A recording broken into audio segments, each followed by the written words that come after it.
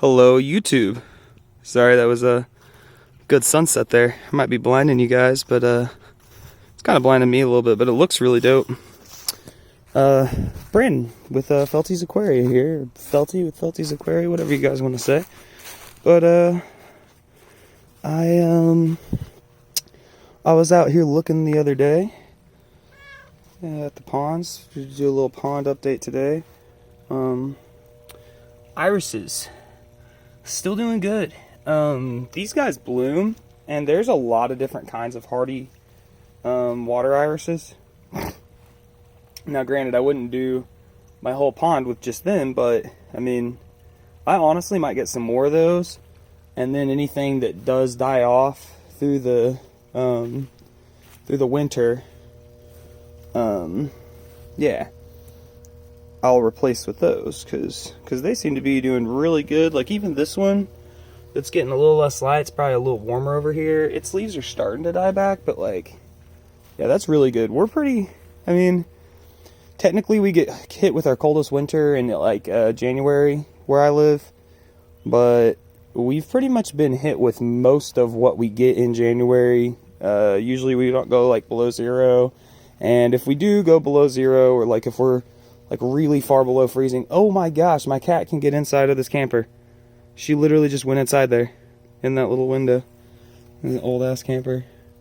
Wow. Okay, well, I mean, I'm okay with it because, you know, she really does seem like she does not like the cold. So this morning I came out and my sponge filter had fallen off. I think next year, if I do the same thing, I'll get another set of bricks and put them in the middle and raise it up like that.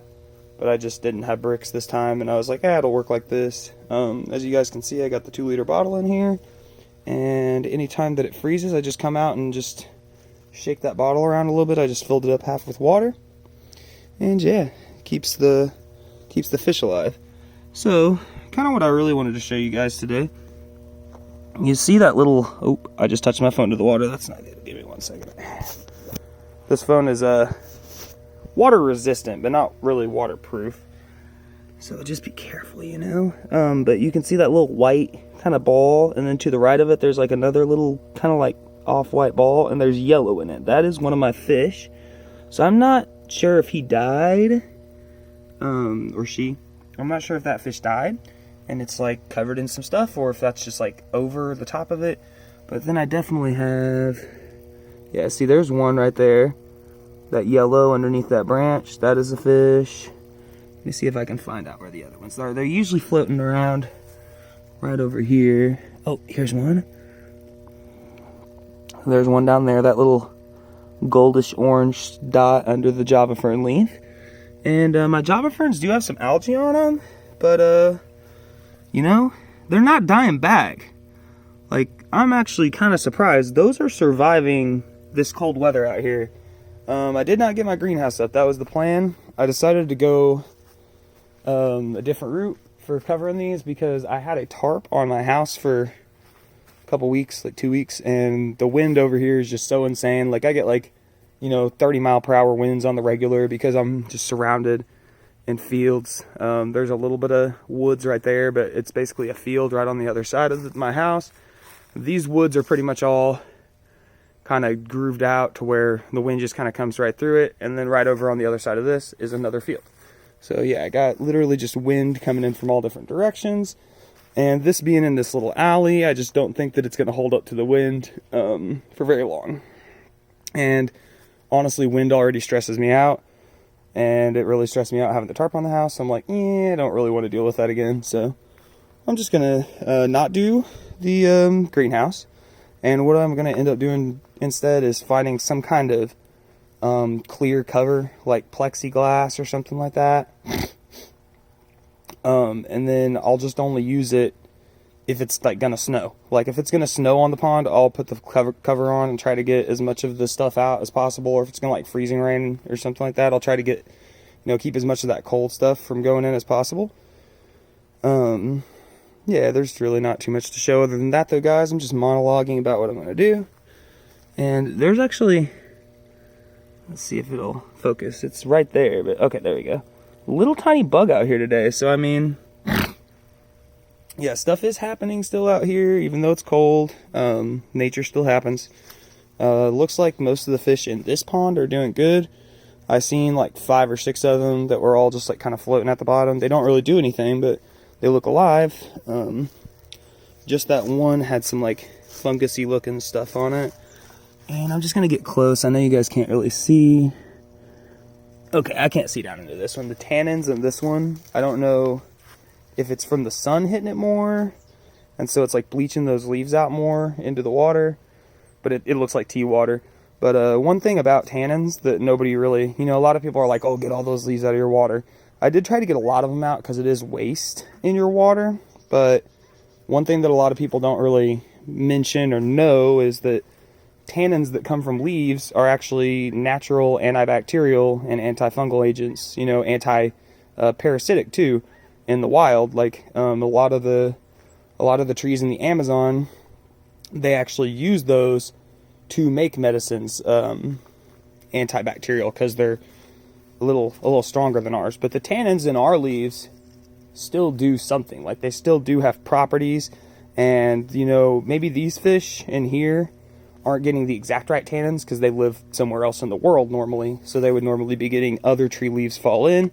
But it is something that fish have evolved over time. You know, that is part of their stratagem for defense, is the leaves fall in and they put stuff into the water, and they figured out how to use that for good things. So, you know, leaves aren't all bad. So I tried to leave just a couple and get it a little tanniny. And then when the summer comes back around, you guys will see it. It'll definitely buff out.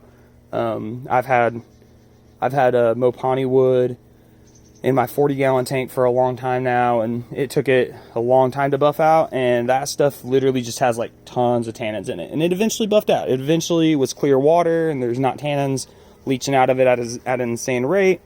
It'll be the same thing here. This stuff will get absorbed by plants, by other things, by clear water coming in and evaporation, different stuff like that. So, look at this. Got my cat water earlier. I even gave him dechlorinated water because they really like the dechlorinated water, and he still comes over here to drink the rainwater from the pool. Freaking leaves in it and stuff. So, like, that's a testament right there. Animals do like, you know, their outside sources of water, and those outside sources of water have stuff fallen in them. And most animals and plants actually do, you know, they like those things to a degree. But yeah, they're just not an overload, so I understand why, you know. And there is a whole other school of thought where people are like, oh, I pull out all the leaves and put in stuff that keeps them safe instead of like salt or something like that. I didn't put any salt in. I just went to town. And these are more of a good experiment than anything. Like, I didn't really even know if they were going to work in this location, if they were going to get enough sun or too much or anything like that. So they worked out pretty good, guys. Hopefully next summer, spring and stuff, we'll be seeing some blooms on these. A lot of those cold water ones will bloom in spring and then bloom again in the fall if their root system and they're getting enough light and everything's going good, you know. They have everything going good. I think this guy, I've been kind of like waiting to cut him back because these pieces aren't like all the way dead. They're just not holding themselves up anymore. So I wonder if they'll literally just like grow back, like just stand back up in the summer. So, I mean, I'm trying to avoid cutting them off. These are starting to brown right there.